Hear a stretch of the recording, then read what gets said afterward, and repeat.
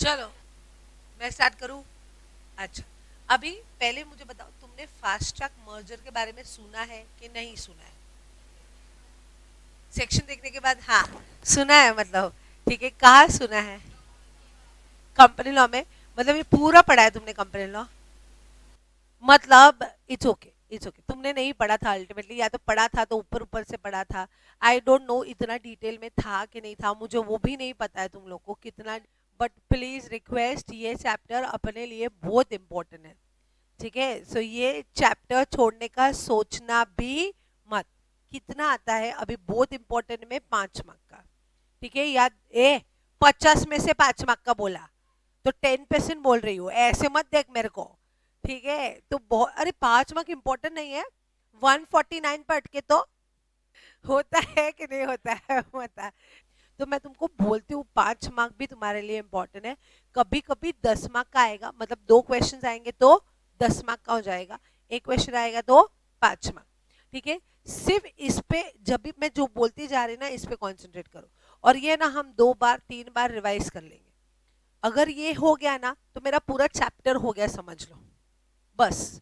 But यही इतना, ये मेरे को सिर्फ 10-15 मिनट दे दो, ये हो जाएगा। स्टार्ट करें। विथ क्लॉजेस विथ सबसेक्शन हम याद करेंगे। तुमने तो छोड़ दिया था ना, हम अभी विथ क्लॉजेस विथ सबसेक्शन याद करेंगे। अभी समझा? चलो स्टार्ट करें। पहले तो मुझे बताओ, मर्जर का बहुत ये होता है कि नहीं होता है? मर्जर, मर्जर अच्छी बात, मर्जर एक्विजिशन समझता है ना? क्या होता है मर्जर एक्विजिशन? दो कंपनी मिलके एक कंपनी बनता है, नया बन जाता है। और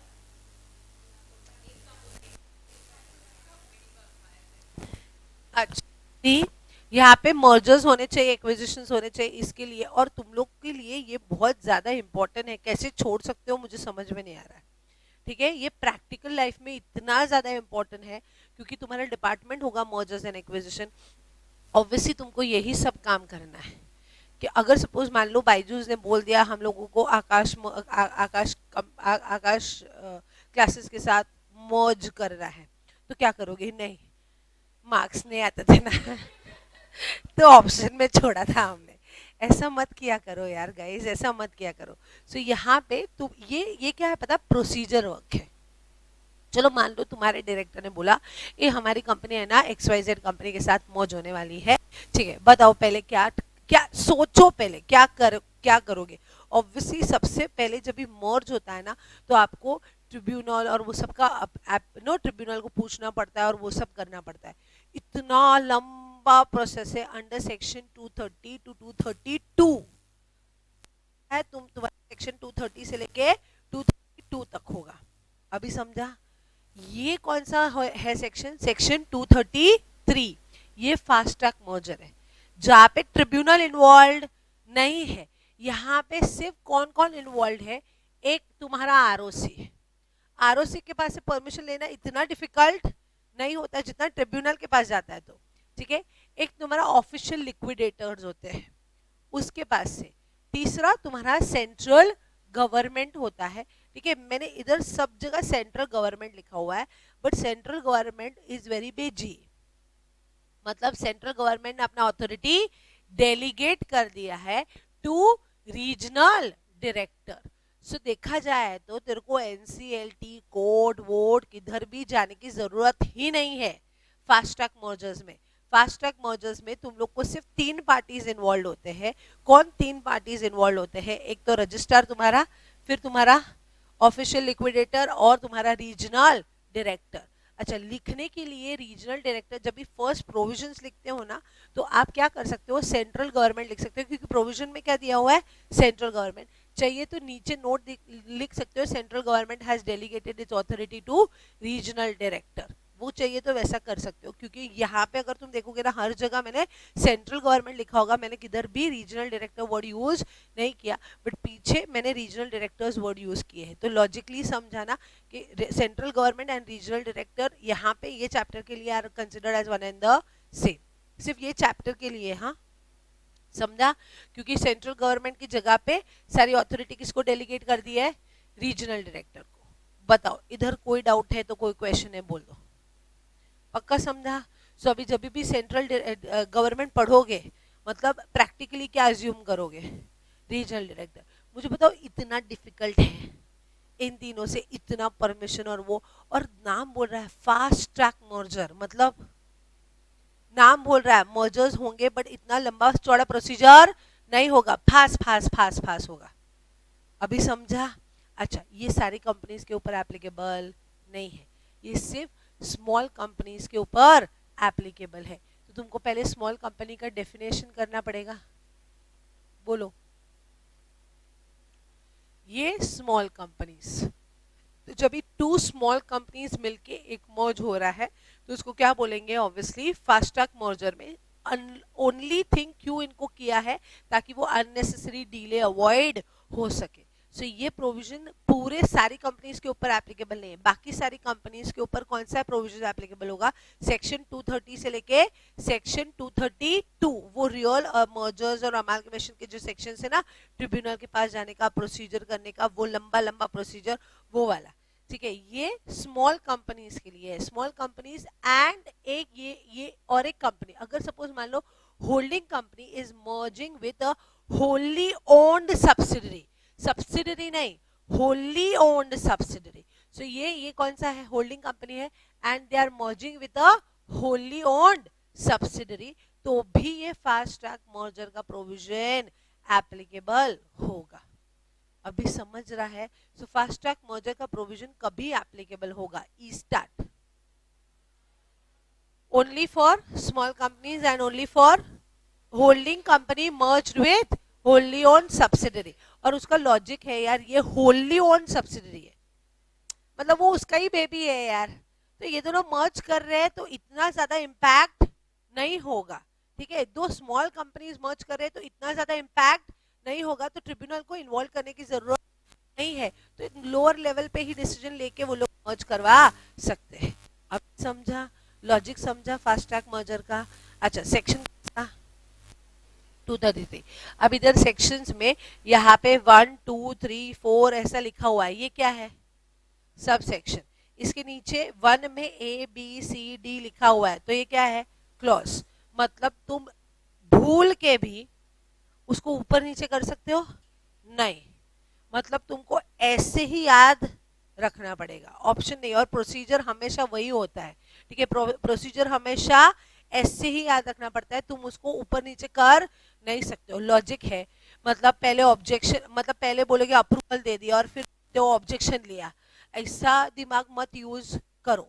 अभी समझा? तो इधर कुछ करने का नहीं, बट हम धीरे धीरे कर लेंगे, बस मेरे को ये अगर टॉपिक आ गया ना, मेरे को सब हो जाएगा। ठीक है, स्टार्ट करें? अच्छा, पहले नॉर्मल मर्जर के लिए क्या होगा? कौन से सेक्शंस एप्लीकेबल होंगे? 232, 230 से लेके 232। बट फास्ट ट्रैक मर्जर के लिए कौन सा होगा? 233, it will be applicable to dash and dash small when there is a merger of small companies and a holding company merged with a, हो गया फर्स्ट, डन। सो ये हो गया मेरा फर्स्ट वाला क्लॉज, सॉरी फर्स्ट वाला सेक्शन।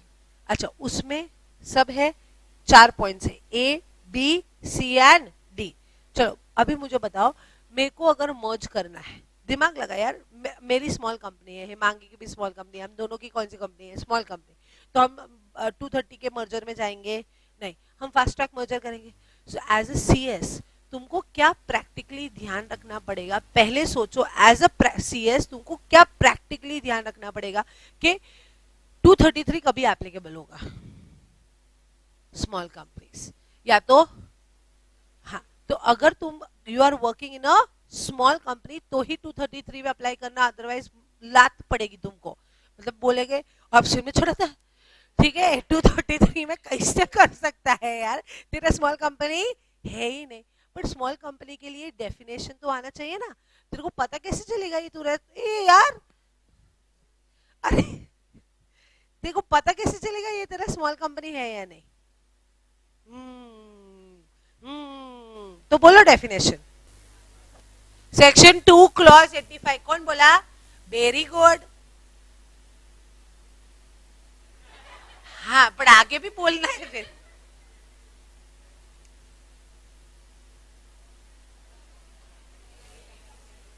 हाँ,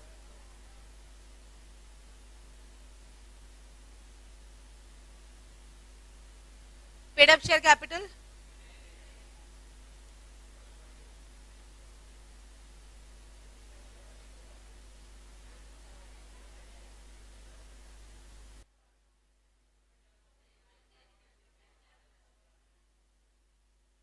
सुनो तुम कंफ्यूज क्यों है मेरे को पता चला।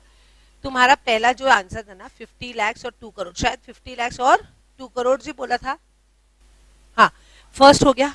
अच्छा हाँ, हम स्मॉल कंपनी का डेफिनेशन 285 करके, ये 285 बोले, बताओ 2 क्लॉज 85, 2 क्या बोला, सेक्शन 85, सब सेक्शन 85 की क्लॉज 85, क्लॉज। डेफिनेशन में, कंपनी लॉ में क्लॉज होते हैं और डेफिनेशंस में क्लॉज ही होते हैं। मतलब तू 2 लिखेगी ना बेटा, ठीक है, उसके बाजू वाला जो होगा ना वो क्लॉज होता है, अगर वो डेफिनेशन के सेक्शंस है तो, ठीक है। अगर वो डेफिनेशन के सेक्शंस नहीं है तो हर एक में वो बाजू वाला होगा ना वो सब सेक्शन होगा, आना चाहिए ये, तो रॉन्ग है। अभी देख, मैं लॉजिक भी बताऊं तुमको, पता है सब सेक्शंस कभी लिखते हैं, सपोज मैंने 8 लिखा है, ये डेफिनेशन का नहीं है, ये एनपीओ का है तुम्हारा, ठीक है, नहीं सुनेगी, हाँ। सो एक बार बोल लेता तो ठीक है। सो 8 जो होता है ना, अभी 8 है, सो 8 के यहाँ पे, 8 के यहाँ पे ऑब्वियसली ये एनपीओ से रिलेटेड है। अगर मैं इधर 1 2 3 लिखोगी ना तो सबके सब लिंक है, इंटरलिंक है, ठीक है, everything is related to NPO. इसके लिए हम सेक्शन का सबसेक्शन, इसके लिए हम सेक्शन का सबसेक्शन बोलते हैं, ठीक है।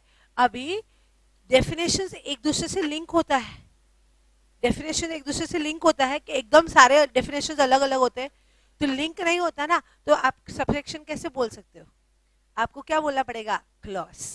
अभी समझा क्यों हम डेफिनेशन के सेक्शन के ब्रैकेट में हम क्लॉज बोलते हैं, ठीक है। अच्छा वेरी गुड, ठीक है। अच्छा बट हाँ, सेक्शन 2 क्लॉज 85 बोलो, अभी कभी भूलेगी नहीं ना, हाँ अब नहीं भूलेगी, बोलो। अच्छा हाँ, 50 lakh paid up share capital, 50 lakh या तो टर्नओवर 2 करोड़। अच्छा अभी इसमें अमेंडमेंट आया था ना, लास्ट टाइम अमेंडमेंट आया था, पता है, ठीक है। क्या अमेंडमेंट आया था, 2 करोड़ और 20 करोड़ हो गया था। अच्छा अभी वो अमेंडमेंट अभी तक तुम्हारे मॉड्यूल में है नहीं, और ना ही सरप्राइजिंगली सीए के मॉड्यूल में भी नहीं है, क्योंकि मैंने कल ही पढ़ाया और मैं कल ही नया उसका मॉड्यूल चेक किया, तो इवन सीए के मॉड्यूल में स्मॉल कंपनी का डेफिनेशन वही दिया हुआ है, 50 लाख एंड 2 करोड़। सो अभी यहाँ पे वो लोगों ने अभी भी 50 लाख एंड 2 करोड़ है, तुम्हारे मॉड्यूल में भी अभी भी 50 लाख एंड 2 करोड़ है, प्लीज पंचायत मत करो। बट एक्चुअली वो नोटिफिकेशन आ गया था कि 1 अप्रैल से एप्लीकेबल है, बट आई डोंट नो, अभी भी वो लोग बोलते हैं कि नहीं, अभी अभी भी 50 लाख एंड 2 करोड़ का ही वो डेफिनेशन है। मतलब अगर तेरा पेड अप शेयर कैपिटल कितना है बेटा, 50 लाख या 50 लाख से कम, या तो तेरा टर्नओवर कितना है 2 करोड़ या 2 करोड़ से कम, तो तू कौन सी किसकी डेफिनेशन में आ जाएगा, स्मॉल कंपनी की डेफिनेशन में आ जाएगा। अच्छा अभी कोई बोला इधर 10 करोड़ और 100 करोड़, कोई तो बोला, वो क्या है मैं बताती हूँ, ठीक है। सॉरी,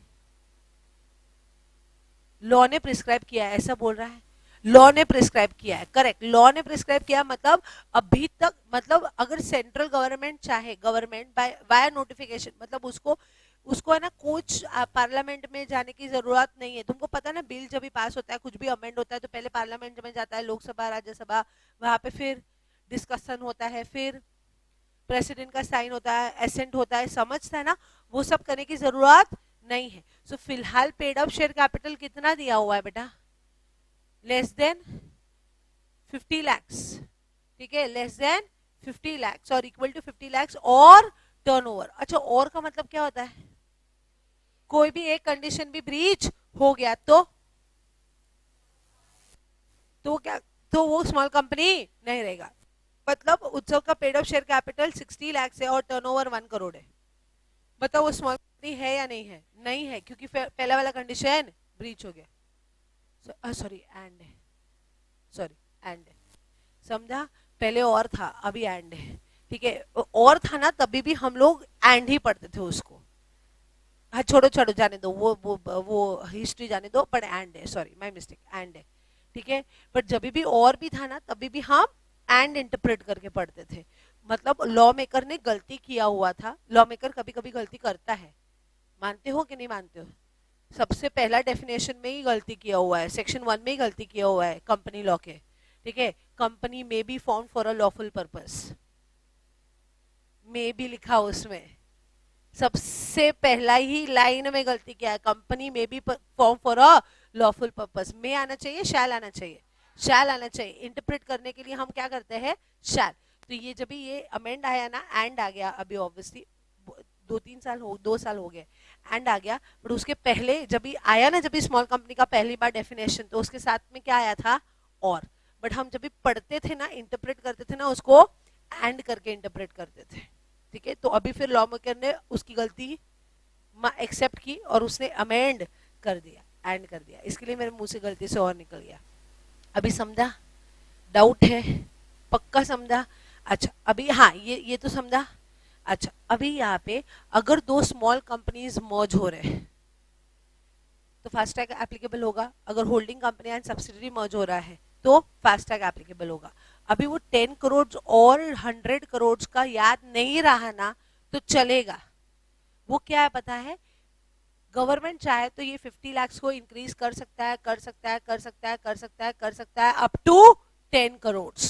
और उसको कुछ भी करने की जरूरत नहीं है, सिर्फ उसको नोटिफिकेशन देने की जरूरत है, वो नोटिफिकेशन दे देगा, बात खत्म हो जाएगा, ठीक है। और यहाँ पे गवर्नमेंट इसको एक्सटेंड कर सकता है, कर सकता है, कर सकता है, कर सकता है, कर सकता है, और कितना कर सकता है, 100 करोड़। मतलब उसके लिए उसको कोई भी लोकसभा राज्यसभा के एक्शन की, प्रेसिडेंट की एक्शन की जरूरत नहीं है, वो कर सकता है अप टू 100 करोड़। तो ये वाले फिगर्स अगर याद नहीं रहे, ये रूल में लिखे अभी भी 50 लाख एंड 2 करोड़ है, तो जो है अभी रखो, अभी समझ रहा है, क्योंकि अभी तक तुम्हारा मॉड्यूल भी, नया जो मॉड्यूल आया ना, उसमें भी अमेंडेड नहीं है, वो देखा मैंने।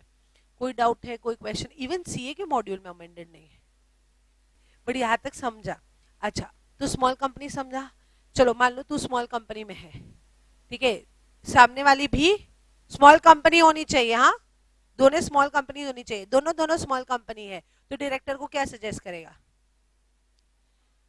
अंडर सेक्शन 233, क्योंकि दोनों स्मॉल कंपनी, तो उसके लिए तो वो अपना पेड अप शेयर कैपिटल और टर्नओवर देख ले, उसका पेड अप शेयर कैपिटल और टर्नओवर देख ले। यहां तक समझा? अच्छा सबसे पहले आपको क्या देना पड़ेगा, नोटिस। नोटिस किसको दोगे, आरओसी एंड ऑफिशियल लिक्विडेटर। अच्छा कशासाठी नोटिस देने का, क्योंकि वो सजेशंस या कोई ऑब्जेक्शंस देंगे। मतलब आपने वो फ्रेम किया होगा ना, ड्राफ्ट किया होगा ना स्कीम, ठीक है, और ड्राफ्ट स्कीम प्लस उसके साथ क्या दोगे आप, नोटिस। नोटिस किसको दोगे, रजिस्ट्रार एंड ऑफिशियल लिक्विडेटर को, ठीक है। And what they will give, why you are giving this notice, obviously so that they can give objections और suggestions. once they give objection and suggestions, obviously आपको क्या करना पड़ेगा, एक बार ऑब्जेक्शन सजेशन आ गया, फिर आपको जनरल मीटिंग बुलाना पड़ेगा, ठीक है। जनरल मीटिंग बुला के मेंबर्स का जनरल मीटिंग बुलाना पड़ेगा, ठीक है, मेंबर्स का मीटिंग होना चाहिए। और 90% ऑफ द टोटल शेयर, अगर वो अंडरलाइन करो, मेन उधर उधर ही होना चाहिए, 90% of total number of shares. इधर कंफ्यूज होता है, 90% ऑफ टोटल नंबर, अच्छा तुम छोड़ो छोड़ो, बाद में अंडरलाइन एक साथ ही करवा देती हूँ मैं।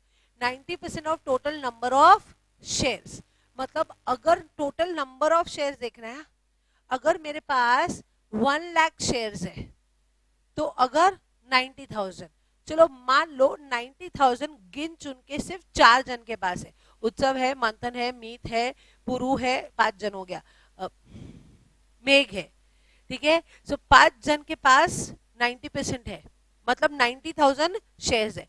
और तुम सब जो है ना, उसके पास चिरकुट लोग, तुम्हारे पास कितने हैं, सिर्फ 10,000 शेयर्स, सिर्फ तुम्हारे पास कितने हैं, 10,000 शेयर्स। अभी मुझे एक बात बताओ, ये 5 जन ने हाँ बोल दिया, रेजोल्यूशन पास हुआ, हाँ या ना, हाँ, समझ रहा है। तो यहाँ पे टोटल नंबर ऑफ शेयर्स देखो, उसका कितना करने का, 90%। अभी समझा, ठीक है। तो ये हो गया मेरा फर्स्ट, ठीक है, मीटिंग हो गया, हाँ बोल दिया, हाँ बोल दिया कि मर्जर अलाउड है। फिर आपको एक सॉल्वेंसी सर्टिफिकेट फाइल करना पड़ता है, इसको बोलते हैं डिक्लेरेशन ऑफ सॉल्वेंसी, कि हम लोग सॉल्वेंट है, हम लोग इंसॉल्वेंट नहीं है, हम कैश रिच कंपनीज है। ठीक है, ये कहाँ फाइल करना पड़ता है? ऑब्वियसली तुम लोग को आरओसी प्लस ऑफिशियल लिक्विडेटर के पास भी फाइल करना पड़ता है। यहाँ तक समझा? तो ये हो गया। उसके बाद तुमको और एक मीटिंग बुलाना पड़ेगा क्रेडिटर्स का। तो कैसे याद रखोगे? मीटिंग 2 बुलाने पड़ेंगे। पहले नोटिस भेजो, फिर 2 मीटिंग्स बुलाओ। एक मीटिंग किसकी होगी? मेंबर्स की, और एक मीटिंग किसकी होगी? क्रेडिटर्स की। अभी समझा? अच्छा, क्रेडिटर्स में ऑब्वियसली क्रेडिटर्स की मीटिंग बुलाओगे ना, तो इधर भी रेजोल्यूशन पास करना है 9/10। मैम 9/10 मतलब 90% ही हो गया यार, आप क्या बोल रहे हो? बट हमको लिखने का क्या? 9/10, क्योंकि लिखा क्या है? 9/10। बट 9/10 ऑफ व्हाट, ये अलग है। 9/10 of the value of creditors मतलब अगर सपोज मान लो मेरे बैलेंस शीट में 10 लाख के क्रेडिटर्स है, ठीक है, मतलब एक्स को मेरे को इतना देना है, वाई को इतना देना है, जेड को इतना देना है, ठीक है, साक्षी को इतना देना है। अभी साक्षी अकेली को आउट ऑफ 10 लाख, साक्षी अकेली को मेरे को 9.5 लाख देना है। अकेली साक्षी को मेरे को कितना देना है? 9.5। और तुम सबको मिला के 50,000। चिरकोट लोग अभी मुझे बताओ, साक्षी ने बोल दिया हाँ तो चलेगा, पर एक ही जन ने बोला है, चलेगा। एक ही जन ने बोला है तो भी चलेगा, क्योंकि इधर जन नहीं लिखा है, इधर क्या लिखा है? 9/10 of the value of creditors. यहां तक समझा? पक्का? और सॉल्वेंसी सर्टिफिकेट समझा? ठीक है, तो ये सब हो गया, ये तुम्हारा कंपनी का काम हो गया। ठीक है, पहले मुझे बताओ कंपनी ने क्या भेजा? नोटिस। नोटिस से क्या क्या मंगाया तुम लोगों ने? Objections and suggestion. Objection and suggestions जैसे ही मिल गया वो आप प्लेस करना पड़ेगा विथ मेंबर्स। मेंबर्स का अप्रूवल लेना पड़ेगा। कितना? 90%। दोनों 90% है, बट लिखने का तरीका अलग है। ये 90% of the total number of shares, ये 9/10 of the total value of creditors. अभी समझा? उसके बाद next declaration of solvency. Solvency हो गया। सॉल्वेंसी में आरओसी को देना पड़ेगा, ऑफिशियल लिक्विडेटर को भी देते हैं। ठीक है, उसके बाद क्रेडिटर्स का मीटिंग हो गया। हो गया ना सब काम तुम्हारा? तो अभी बता दो ना कि हमारा सब काम हो गया। किसको किसको बताने का? ठीक है, ट्रांसफरी कंपनी, ट्रांसफरी कंपनी, ठीक है, ट्रांसफरर को नहीं, ट्रांसफरी, क्योंकि उसको ही फायदा होने वाला है, वही मर्ज होने वाला, तो उसको ही फायदा होने वाला है। तो रिजल्टेंट जो कंपनी होगा ना, रिजल्टेंट कंपनी, रिजल्टेंट कंपनी मतलब ट्रांसफरी कंपनी, वो क्या करेगा? जो कॉपी ऑफ स्कीम है ना, वो किसको भेजेगा? Central government, registrar and central government की जगह पे आरडी, बट लिखने का सेंट्रल गवर्नमेंट चाहिए तो नीचे नोट लिख दो, चलेगा। अभी क्या होगा? अभी ध्यान से सुनो। अभी ऑफिशियल लिक्विडेटर एंड रजिस्ट्रार, ठीक है, जो स्कीम आया ना, उसके लिए कोई कमेंट्स पास करेंगे। अगर उनको ऑब्जेक्शन होगा तो वो ऑब्जेक्शन भी उठा सकते हैं। ठीक है, यहाँ पे जो भी होगा वो सेंट्रल गवर्नमेंट को बताएंगे। चलो अज्यूम करो कि अच्छा वाला स्कीम है, दोनों कुछ प्रॉब्लम ही नहीं है, तो क्या हो गया? मतलब ऑब्जेक्शन के नो ऑब्जेक्शन, नो ऑब्जेक्शन, तो सेंट्रल गवर्नमेंट उसको रजिस्टर कर देगा और तुम्हारा मर्जर हो गया। इजी था ये स्टेप्स? किधर डिफिकल्ट था? और छोटा भी था। ठीक है, इसके लिए तो उसको क्या बोलते हैं? Fast track. अभी समझा? अच्छा, ये वाले जो मीटिंग्स वाले सारे पॉइंट है वो 1 में है। ठीक है, फिर ये ट्रांसफरी वाला जो पॉइंट है वो 2 में है। ठीक है, ये वाला नो ऑब्जेक्शन वाला है, मैं कराती हूँ, रुको, नो ऑब्जेक्शन वाला है वो 3 में है। समझ रहा है? अच्छा, बट मान लो ऐसा भी हो सकता है मैम कि उन लोगों को अच्छा नहीं लगा, उनको कुछ ऑब्जेक्शन लग रहा है, उनको पब्लिक इंटरेस्ट में लगा नहीं, या तो क्रेडिटर्स के इंटरेस्ट में नहीं लगा, ऐसा भी हो सकता है। मतलब ऑब्जेक्शन हो सकता है। अभी ध्यान से सुनो, ऑब्जेक्शन होगा ना तो सेंट्रल गवर्नमेंट देखेगा, 2 बार चेक। अगर ऑब्जेक्शन नहीं होगा ना तो 2 बार सेंट्रल गवर्नमेंट सोचेगा ही नहीं। सेंट्रल गवर्नमेंट क्या करेगा? पास कर देगा, क्योंकि इन लोगों ने देखा होगा ना। देखा जाए तो, एक्चुअली देखा जाए तो, मतलब पॉजिटिवली बोलो तो उन्होंने भरोसा किया हुआ है, ये पॉजिटिव एटीट्यूड हो गया। ठीक है, अगर नेगेटिवली और दिमाग लगाने जाओ ना तो ऐसा बोलेगा सेंट्रल गवर्नमेंट तो यार उसके पास कोई पावर ही नहीं है भाई, इसने हाँ बोल दिया मतलब उसको अप्रूव करना ही पड़ेगा। किधर भी ऐसा नहीं लिख रहा है कि रीजनल डायरेक्टर कमेंट्स दे सकता है, किधर भी लॉ में ऐसा नहीं लिखा है कि रीजनल डायरेक्टर भी ऑब्जेक्शन उठा सकता है। तो ये एक नेगेटिव पॉइंट हो गया कि नहीं हो गया यार? ठीक है, बट अगर पॉजिटिवली देखा जाए तो ये क्या हो गया कि उसको उनके पर भरोसा है, इसके लिए रीजनल डायरेक्टर ने आंख बंद करके उनको हाँ बोल दिया। बट अगर नेगेटिवली देखा जाए तो रीजनल डायरेक्टर के पास कोई पावर नहीं है। अगर ये दोनों ने ऑब्जेक्शन नहीं उठाया समझो, तो रीजनल डायरेक्टर क्या करेगा? अप्रूव, खत्म, कुछ ऑब्जेक्शन उठा ही नहीं सकता वो, तो उसके पास कुछ पावर दिया नहीं है। अच्छा, समझा कि नहीं समझा? अच्छा, बट इन दोनों ने ऑब्जेक्शन उठाया तो इसके पास पावर आ जाएगा। अभी वो क्या करेगा सेंट्रल गवर्नमेंट या रीजनल डायरेक्टर, जो बोलना है बोलो, क्या करेगा? वो पहले एनालाइज करेगा, इन्वेस्टिगेट करेगा, अगर पब्लिक इंटरेस्ट में नहीं है या तो क्रेडिटर्स के इंटरेस्ट में नहीं है या तो फिर मेंबर्स के इंटरेस्ट में नहीं है, बट उसको ऐसा लग रहा है कि नहीं ये मर्जर हो सकता है, ठीक है, इतना कुछ प्रॉब्लम नहीं होगा, तो वो क्या करेगा? वो ये केस है ना फॉरवर्ड कर देगा टू ट्रिब्यूनल। ट्रिब्यूनल को बोलेगा आप सेक्शन 230 और 232 के हिसाब से कर लो, मतलब लॉन्ग प्रोसीजर ले लो। ठीक है, कोर्ट को बोलो वो स्कीम को ड्राफ्ट करने वो जो था ना अपना लॉन्ग प्रोसीजर वो करवा लो। ठीक है, फिर ball is in your court. But हम 233 में करेंगे नहीं, मतलब हमारे में इतना कैपेबिलिटी नहीं है कि हम 233 में करें, तो आप क्या कर लो, अगर 234 में तो ऑब्वियसली ये केस जाएगा वापस किसके पास? ट्रिब्यूनल के पास जाएगा ना। तो अभी ट्रिब्यूनल क्या करेगा? वो भी बुलाएगा ना, तुम्हारे पास से इंफॉर्मेशन लेगा और फिर अल्टीमेटली अगर हो रहा है तो मर्जर को अप्रूव कर देगा। अभी समझा? सो हो गया मर्जर। नहीं समझा?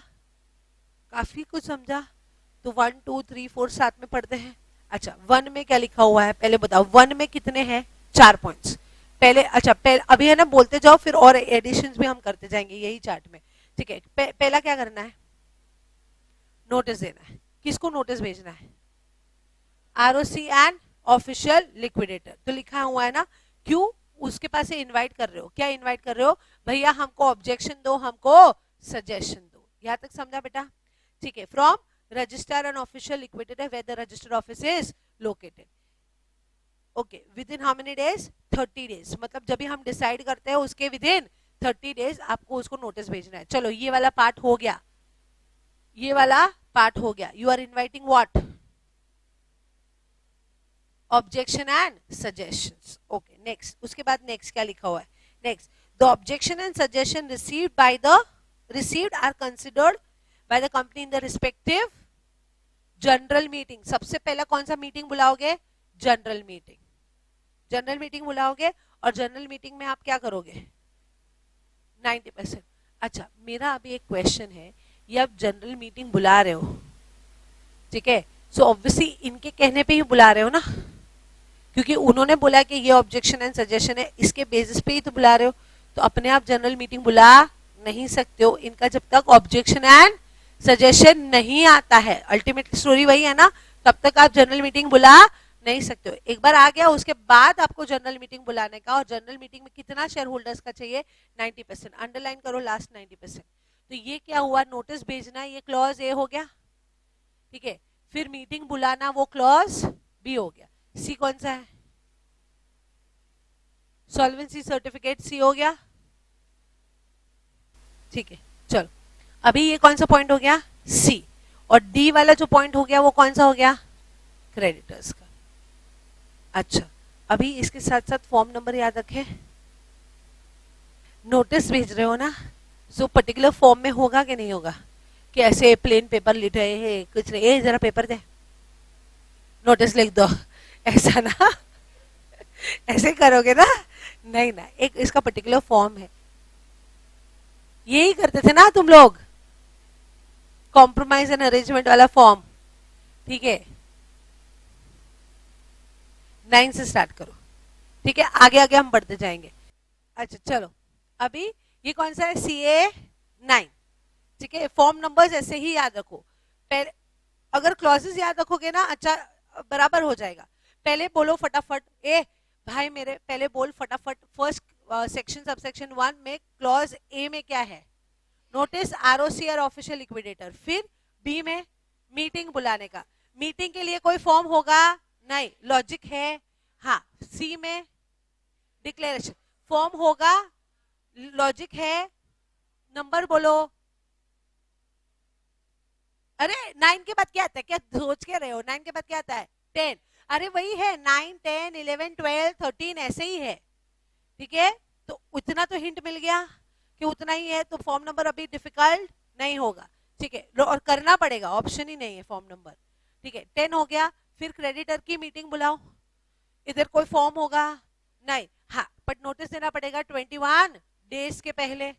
तो ए बी सी डी पूरा सबसेक्शन 1 जाला।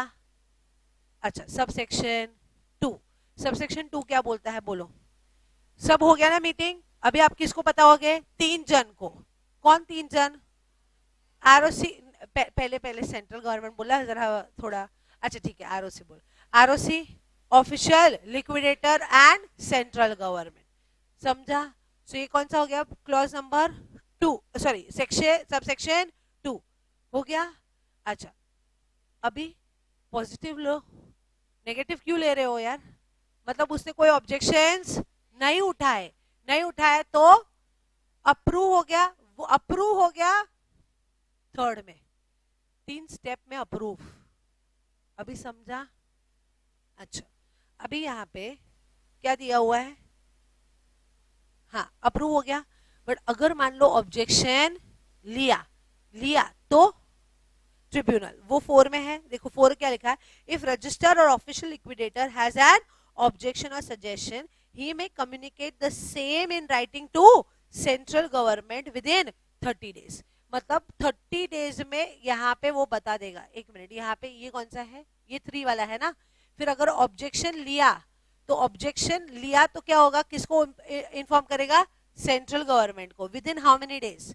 30 डेज हुआ, 30 डेज में ऑब्जेक्शन लिया है तो, ठीक है, और ये ऑब्जेक्शन लिया हुआ है तो ये कौन से इसमें आएगा?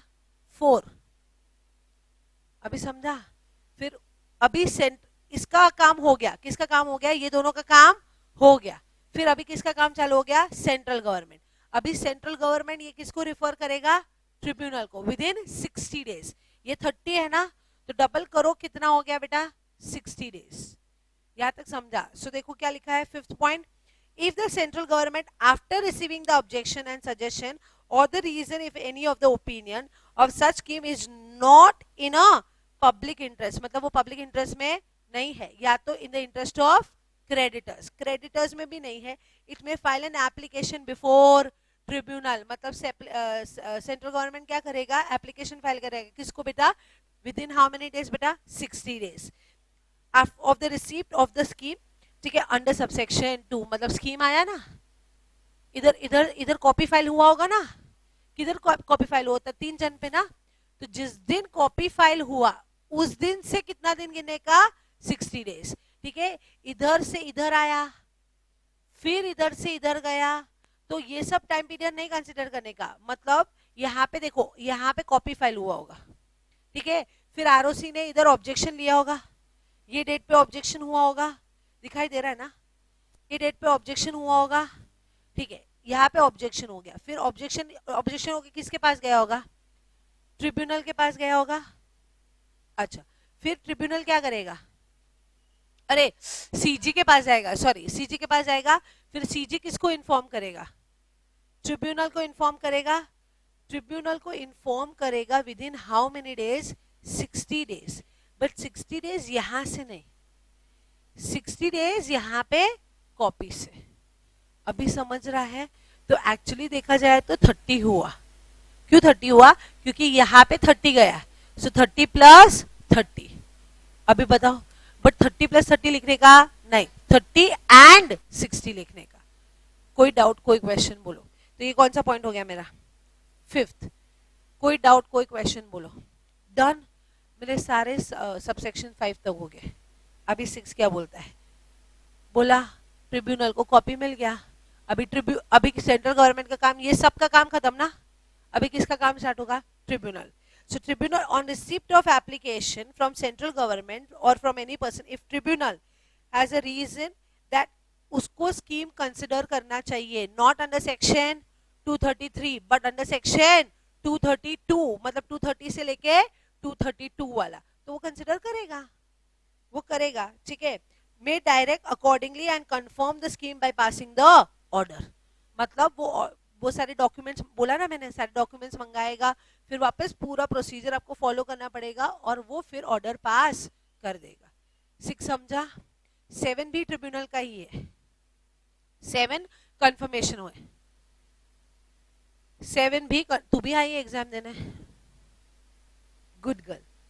ठीक है. A copy of the order under section subsection 6, मतलब ऑर्डर पास हो गया under which subsection 6.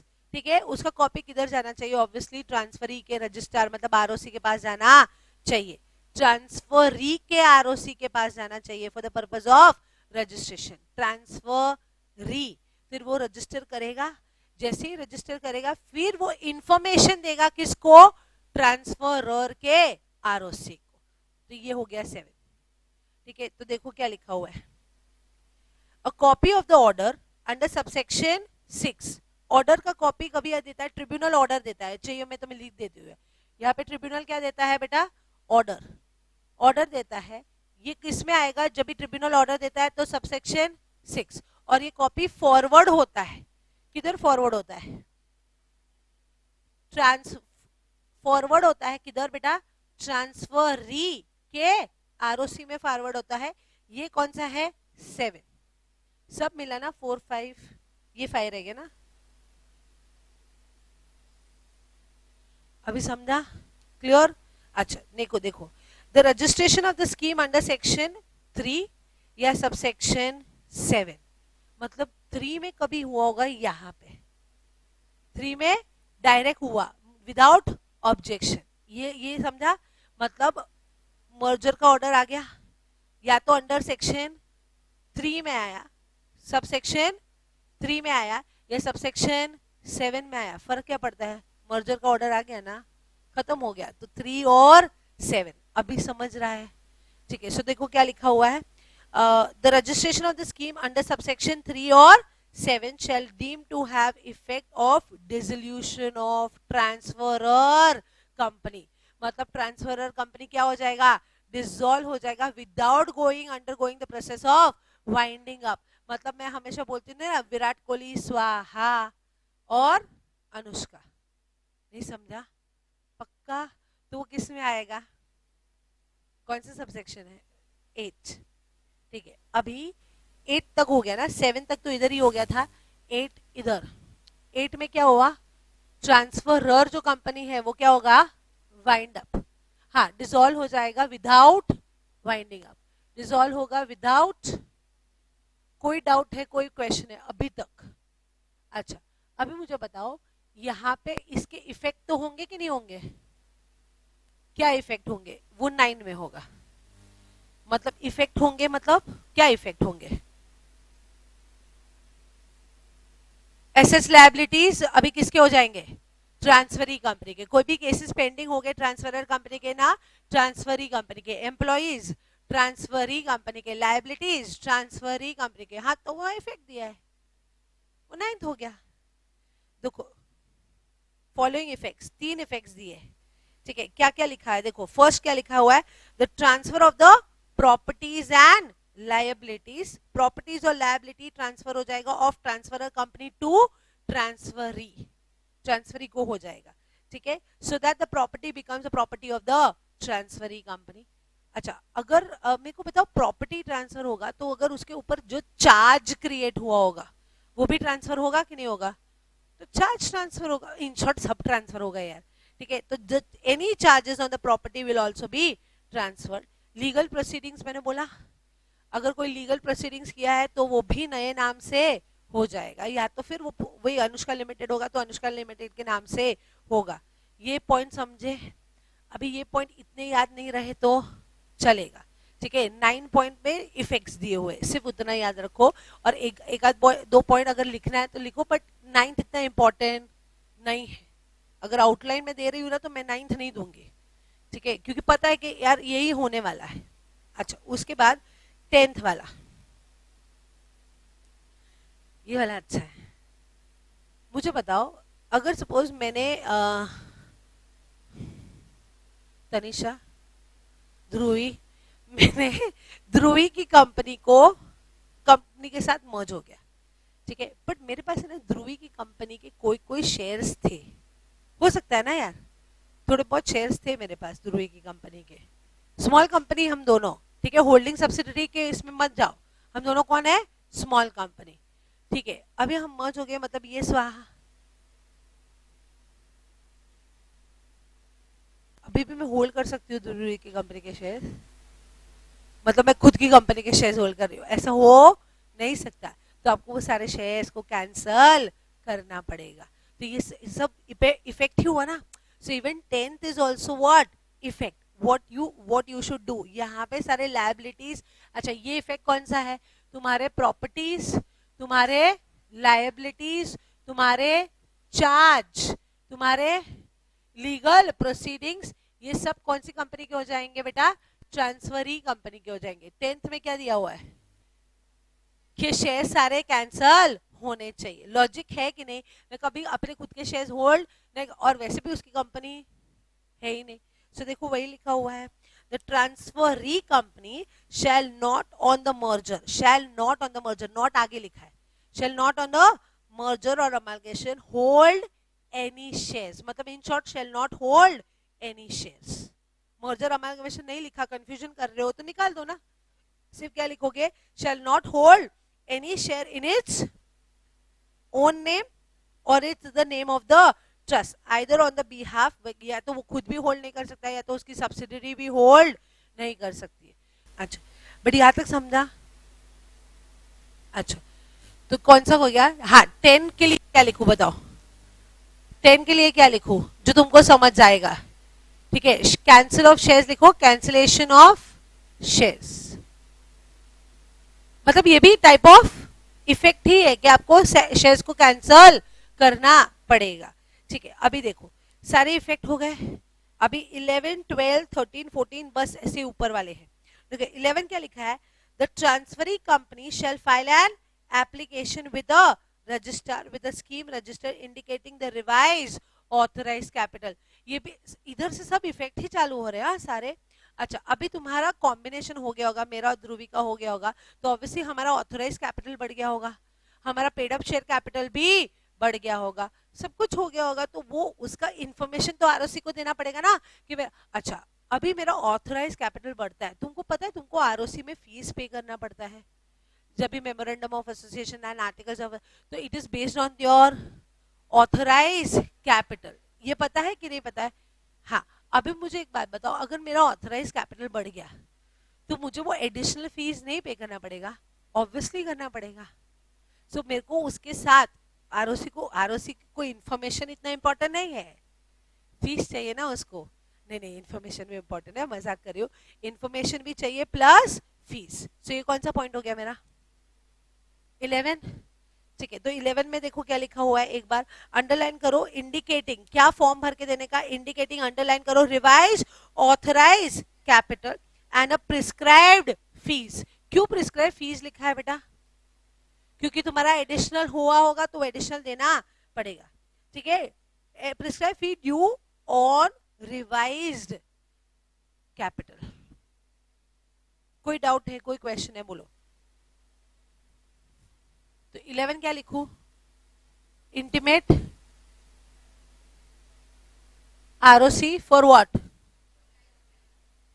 Of revised authorized capital and prescribed fees, ठीक है। ऑन लिखो, oh okay okay, and prescribed fees on revised authorized समझा?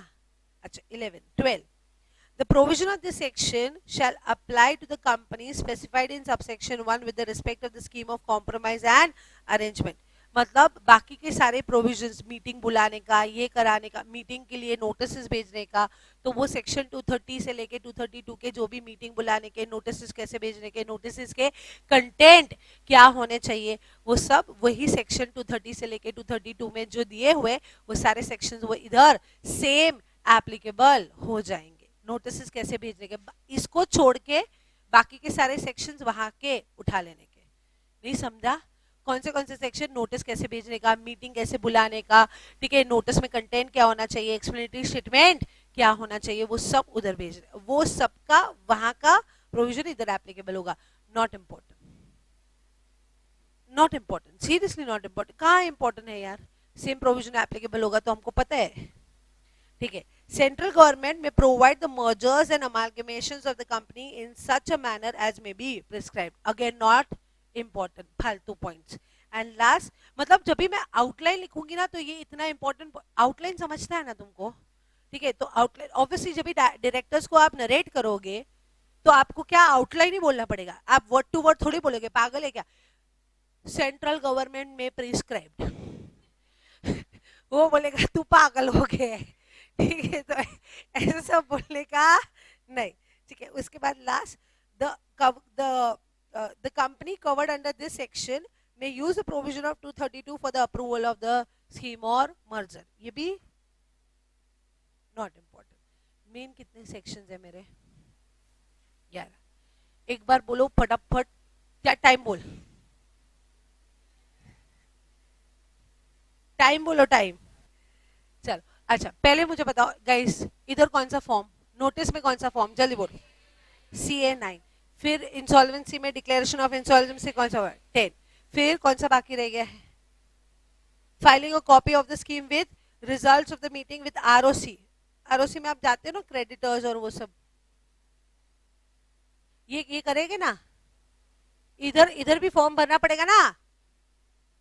देखो ना कहाँ का फॉर्म भरना पड़ेगा, जल्दी बोलते जाओ मेरे को, कहाँ का फॉर्म भरना पड़ेगा. पहले में फॉर्म भरना पड़ेगा. कौन सा फॉर्म होगा? 9. डिक्लेरेशन ऑफ सॉल्वेंसी में 10. ठीक है. फिर इधर फॉर्म है, इधर फॉर्म होगा, ऑब्वियसली होगा, ट्रांसफरी कॉपी दे रहा है ना स्कीम का. इधर CG को, ROC को एंड OL को. कौन सा 10 होगा, कौन सा फॉर्म होगा? 11. अभी सिर्फ एक सुनो. हाँ, CG को 11, OL को भी 11, ROC को भी 11, बट 11 के साथ एक और फॉर्म होगा GNL 1. नहीं याद है? समझा? ये CA 11 होगा, ये CA 11 होगा, ये भी CA 11 होगा, बट ROC में और एक फॉर्म जाएगा GNL 1.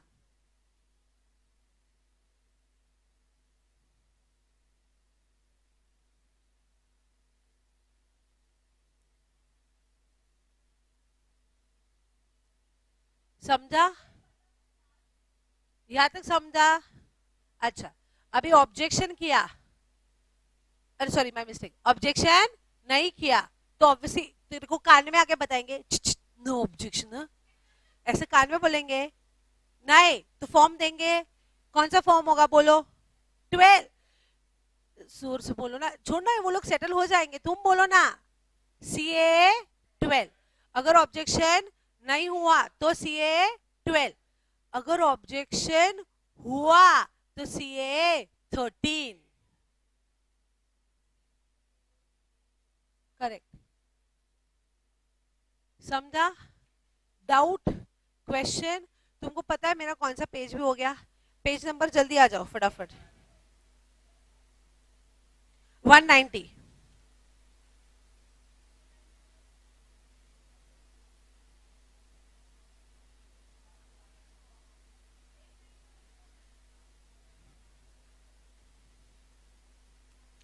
सेंट्रल गवर्नमेंट को तो ऐसे ही ऑब्जेक्शन देते हैं.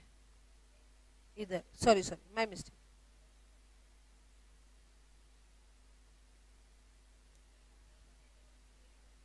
कौन देगा?